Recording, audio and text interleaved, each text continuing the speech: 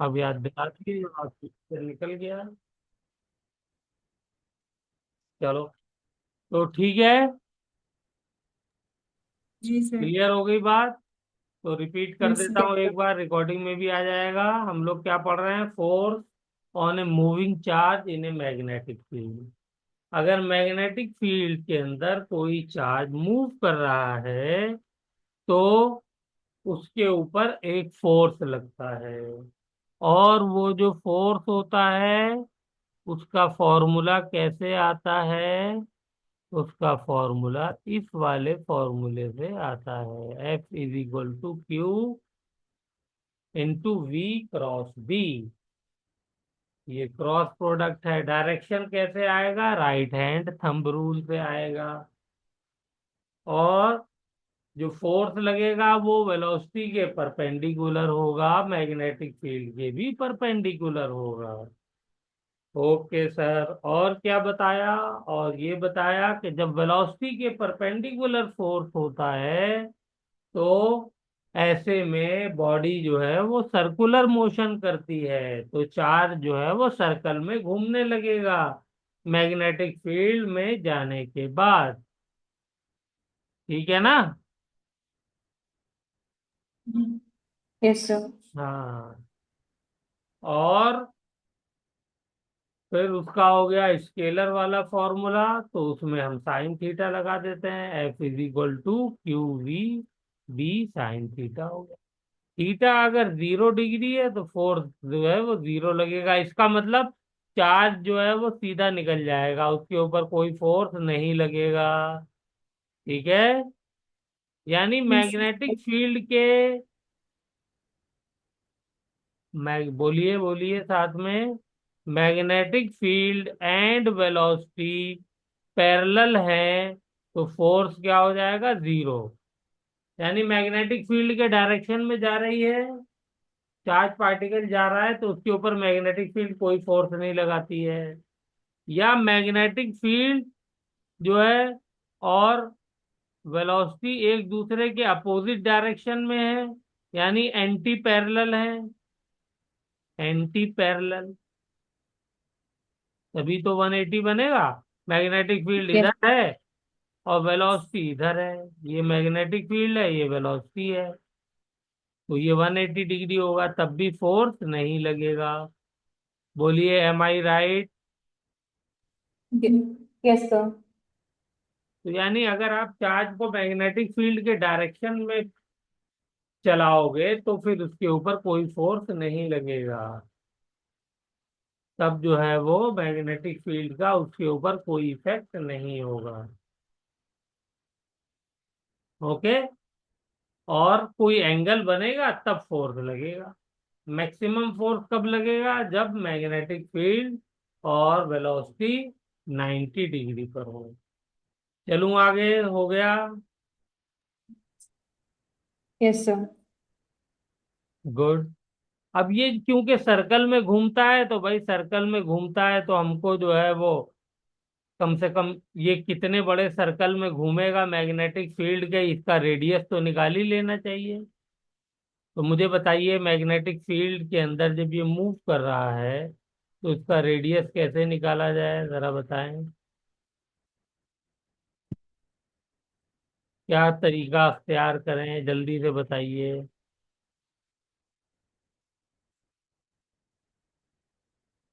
बोलिए,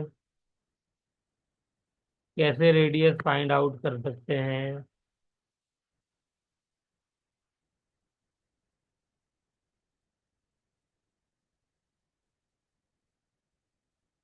सपोज ये रेडियस है, मैग्नेटिक फील्ड जो है वो मैं फिर से अंदर की तरफ ही ले लेता हूँ, क्रॉस वाली।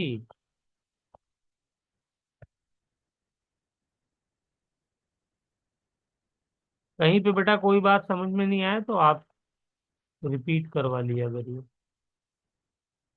ये हो गया, ये मैग्नेटिक फील्ड हो गई अंदर की तरफ, चाहे इसको जेड लिख दीजिए। चार्ज पार्टिकल जो है वो मेरा ये आया,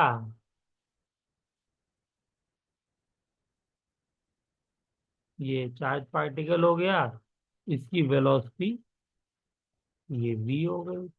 ये किधर है, एक्स डायरेक्शन में है। ठीक है। अच्छा ये बताइए, ये घूम करके जब चार्ज पार्टिकल यहाँ पहुंचेगा तो इसकी वेलोसिटी क्या हो जाएगी, इधर हो जाएगी। अब फोर्स इस पे किधर लगेगा, यहाँ पर है तो फोर्स इधर लगेगा ऊपर की तरफ, और यहाँ पर है तो फोर्स किधर लगेगा, जल्दी से बताइए, बोलिए। अरे भाई अंदर की तरफ लग जाएगा, इस बार ऐसे लगेगा। बोलो। से जी। हमेशा परपेंडिकुलर होगा, और आप right hand thumb rule use करके बना लिए, ये वेलोसिटी जब ये सर्कल में घूम के यहाँ पहुंचेगा तो फोर्स किधर लगेगा, इधर लगेगा। ठीक है ना। और फिर जब ये यहाँ पहुंचेगा तो वेलोसिटी इसकी ऐसी हो जाएगी, और फोर्स इधर लगेगा। अब इसमें कोई बात समझ में नहीं आई हो तो जल्दी से मुझे बता दीजिए। क्लियर है सर। क्लियर है। तो फोर्स कितना लग रहा होता है, फोर्स लग रहा होता है क्योंकि वेलोसिटी और मैग्नेटिक फील्ड आपस में किस में है, 90 डिग्री पे है। तो साइन हो जाएगा 90, तो फोर्स हो जाएगा क्यू वी बी साइन 90। तो फॉर्मूला हो जाएगा Q into V into B. बोलो यही फोर्स लगेगा। क्या कि इसके ऊपर कोई और भी फोर्स लग रहा है, जल्दी से बताइए। सर बाहर के साइड लगेगा ना फोर्स एक, जब घूम हाँ रहा है। वेरी गुड, यही तो मैं जानना चाह रहा था। तो इसके ऊपर एक बाहर की तरफ भी फोर्स लगेगा, और वो फोर्स जो होगा वो कौन सा वाला फोर्स होगा, जल्दी से बताओ मुस्कान, क्या नाम होता है। सेंट्रीफ्यूगल। हाँ सेंट्रीफ्यूगल फोर्स बाहर की तरफ लगेगा, mv²r। तो ये वाला फोर्स जो सेंट्रीफ्यूगल है, सेंट्रीफ्यूगल, ये और अंदर को लगने वाला मैग्नेटिक फोर्स, ये मैग्नेटिक फोर्स है। ये दोनों बराबर होने चाहिए ना, फोर्स मैग्नेटिक और फोर्स सेंट्रीफ्यूगल, ये दोनों बराबर होने चाहिए, तभी तो सर्कल में घूमेगा, वरना तो क्या हो जाएगा, जो फोर्स बड़ा होगा उधर को चलने लगेगी बॉडी। बोलो बेटा। यस। Yes sir. तो लिहाजा मैं क्या लिख सकता हूँ, Q V B is equal to centrifugal को mv²/r। आ गया रेडियस, एक वी से जी। एक वी कट गया, तो आर को इधर ले लीजिए तो क्या बचेगा, mv/क्यू बी। बोलो सागर, समझ में आया। जी सर। हम्म। तुम्हारी बेटा आवाज हल्की आ रही है, कुछ लग रहा है अभी तबीयत प्रॉपर ठीक नहीं हुई है। तुमसे ज्यादा तेज तो मैं ही बोल रहा हूँ, रोजा भी रख रहा हूँ मैं, और उसके बाद मुझे जो है लूज मोशन वगैरह भी हो गया, वीकनेस हो गई तब भी। चलो, तो ये हो गया मेरा रेडियस, पता चल गया मुझको कि कितने रेडियस के सर्कल में चार्ज मूव करेगा। लिख लिया सब लोगों ने, जल्दी से इसको आगे चलें। Yes sir. गुड। इसके बाद मुझको ये बताइए कि अगर मुझसे कहे कि जरा टाइम पीरियड बता दो कि कितने टाइम में ये एक सर्कल कंप्लीट करेगा, तो कैसे निकाला जाए। अब ये सब देखिए 11th क्लास की छोटी क्लासेस की बातें हैं, शुरू के चैप्टर की। तो टाइम पीरियड कैसे निकालेंगे, बोलो जल्दी से।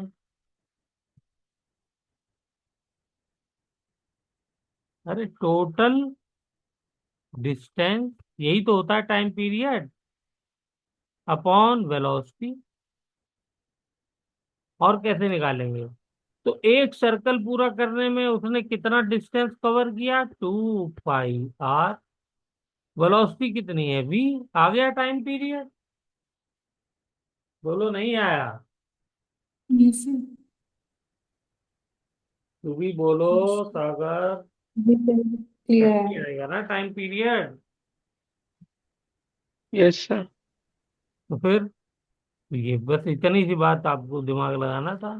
तो यहाँ आर की जगह ये वाला फॉर्मूला लिख दूं मैं, तो क्या फॉर्मूला बन जाएगा, 2πr एम वी अपॉन नीचे वी और क्यू बी। ये बन जाएगा आर की जगह अगर मैं लिख दूं तो। जी सर। जी सर। अब इसमें क्या क्या कट रहा है जरा काट लीजिए। मुझे तो एक ही चीज दिख रही है कटती हुई, वेलोसिटी। तो टाइम पीरियड का फॉर्मूला क्या बन गया, 2 पाई एम अपॉन क्यू बी। एक फॉर्मूला टाइम पीरियड का ये है। कोई भी चार्ज पार्टिकल जिसका मास m है, चार्ज q है, अगर वो मैग्नेटिक फील्ड b के अंदर जाएगा तो वो अपना एक सर्कल कंप्लीट जो करेगा वो इतने टाइम में करेगा। बोलिए, कोई डाउट यहाँ तक? No sir. इस टाइम पीरियड को देख करके कुछ और भी चीजें याद आ रही हैं, समझ में आ रही हैं?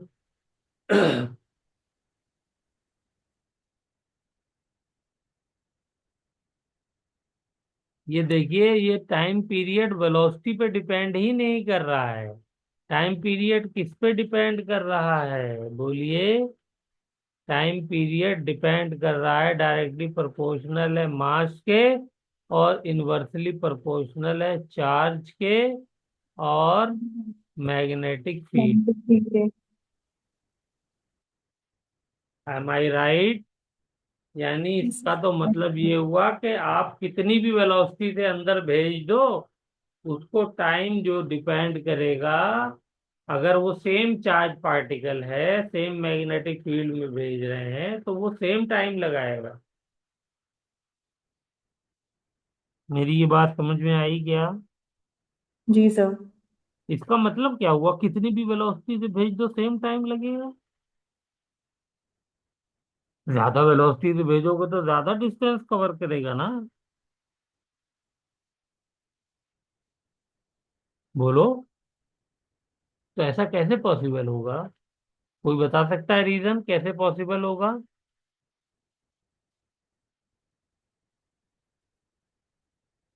हाँ, ऐसा ऐसे पॉसिबल होगा कि अगर आप कम वेलोसिटी से भेजोगे तो छोटा सर्कल बनाएगा उतने ही टाइम में। ज्यादा वेलोसिटी से भेजोगे तो उससे बड़ा सर्कल बनाएगा उतने ही टाइम में। और ज्यादा से भेजोगे तो और ज्यादा बड़ा सर्कल बनाएगा। और ज्यादा से भेजोगे तो और ज्यादा बड़ा बनाएगा। क्लियर हुई बात? Yes sir. हाँ। तो इसका मतलब क्या हुआ? इसका मतलब ये हुआ कि आप वेलोसिटी को चेंज करेंगे तो वो अपना रेडियस का साइज चेंज कर लेगा, टाइम पीरियड वही। उतना ही रहेगा। यस सर, डिस्टेंस उसके अकॉर्डिंग ऑल्टरेशन हो जाएंगे डिस्टेंस में। हाँ,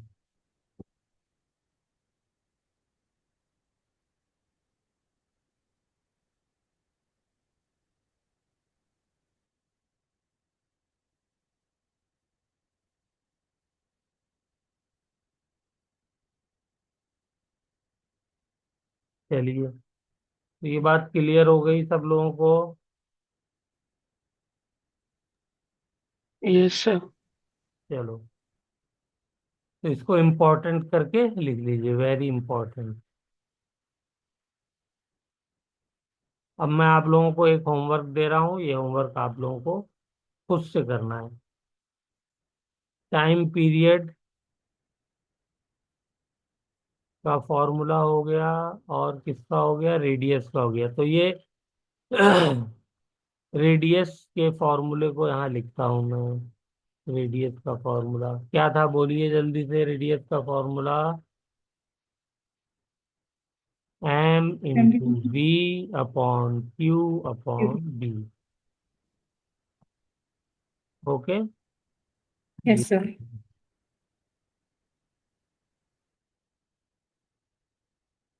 ओके,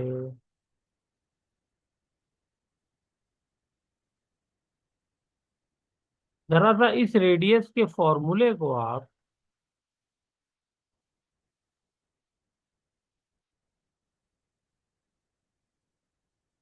हम्म मोमेंटम की फॉर्म में लिख सकते हैं।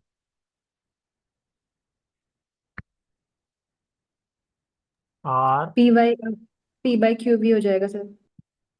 Are is equal to P/Q B। बस M×V ही तो मोमेंटम होता है, तो उसकी जगह P/Q। जी सर। इस वाले में आपको क्या करना है? मतलब सबके लिए करना है। एक आपको लेना है इलेक्ट्रॉन। क्या लेना है? इलेक्ट्रॉन। दूसरा आपको लेना है प्रोटॉन। और तीसरा आपको लेना है अल्फा पार्टिकल। अल्फा पार्टिकल, इस पे चार्ज कितना होता है? 2+ होता है। अल्फा पार्टिकल क्या होता है? हीलियम का न्यूक्लियस। Yes sir. ओके। हम्म। यहाँ पर भी यही करना है आपको। इलेक्ट्रॉन लेना है, प्रोटॉन लेना है, और अल्फा पार्टिकल लेना है। ठीक है। Okay sir. इस वाले केस में आप क्या करिएगा? वेलोसिटी को कांस्टेंट कर दीजिएगा। कांस्टेंट वेलोसिटी से सेम मैग्नेटिक फील्ड में आपने इलेक्ट्रॉन को भी थ्रो किया, प्रोटॉन को भी थ्रो किया, और अल्फा पार्टिकल को भी थ्रो किया। तो आपको रेडियस का ऑर्डर बताना है। किसका रेडियस बड़ा होगा, किसका उससे छोटा होगा, किसका उससे छोटा होगा। कर लेंगे। जी सर। यहाँ पे क्या करना है? मोमेंटम को कांस्टेंट कर देना है। फिर इनके रेडियस का ऑर्डर बताना है। ठीक है।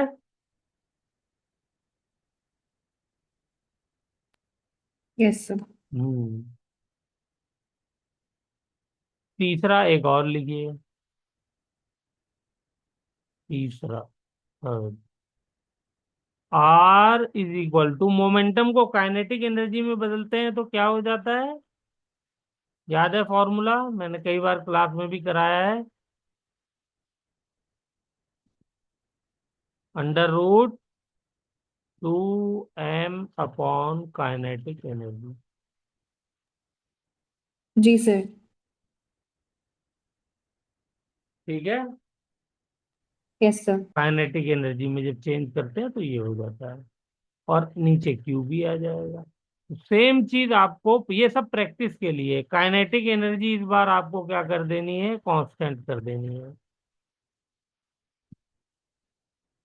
Kinetic energy constant. तो आपको रेडियस का रेशो बताना है, ऑर्डर बताना है। ओके। Yes sir. गुड।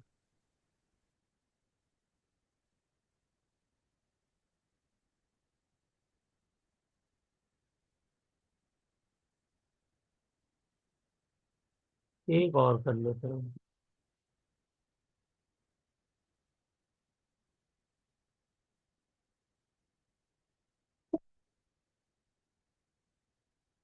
और हमने काइनेटिक एनर्जी और वर्क और पोटेंशियल का रिलेशन भी पढ़ा था। तो अगर मैं काइनेटिक एनर्जी को पोटेंशियल के टर्म में लिखना चाहूँ तो क्या हो जाएगा? 2m काइनेटिक एनर्जी या वर्क डन, इसके बराबर होता है Q×V के बराबर, डिवाइडेड बाय Q/B। ये हो गया।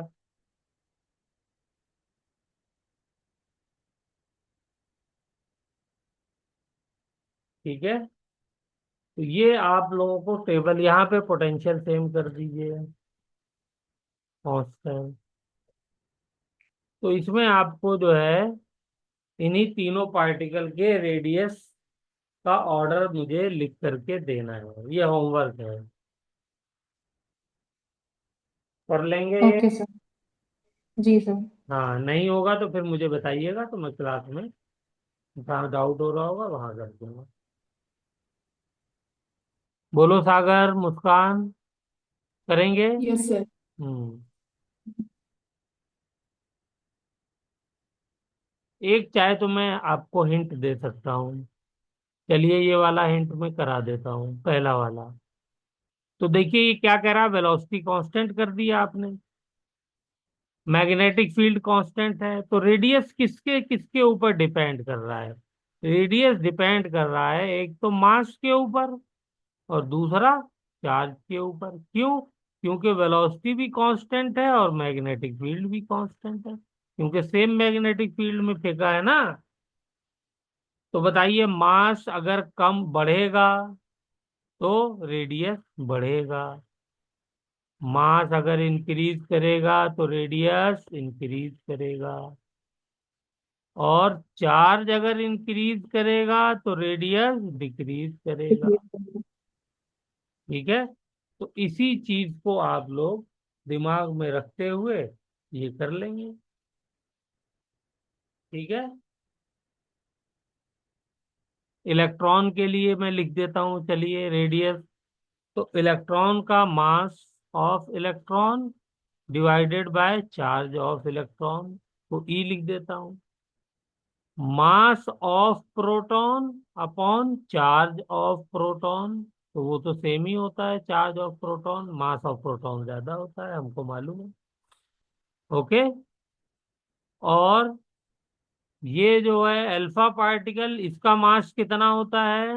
इलेक्ट्रॉन तो इसमें सब निकल चुके होते हैं, न्यूक्लियस में चार जो है वो होते हैं न्यूक्लियॉन, जिसमें दो प्रोटॉन होता है दो न्यूट्रॉन होता है, न्यूट्रॉन प्रोटॉन का मास बराबर होता है। तो इसका मतलब हो गया, इसका मास जो है चार प्रोटॉन के मास के बराबर है। बोलिए, मेरी बात समझ में आ रही है? जी सर। तो मैं यहाँ पर क्या लिख सकता हूँ, दोबारा से लिख देता हूँ।